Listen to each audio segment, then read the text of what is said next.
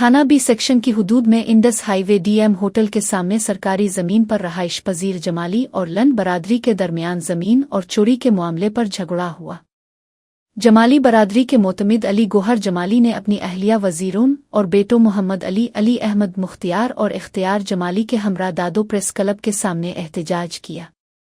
उन्होंने इल्ज़ाम लगाया कि 5 दिन कबल लंड बरादरी के अली बख्श लंड, गुलजार लंड, मन्नो उर्फ जहांगीर, शहजादो पिन्हौर और दीगर मुसल्ला अफराद ने उनके घर पर हमला किया और फायरिंग की।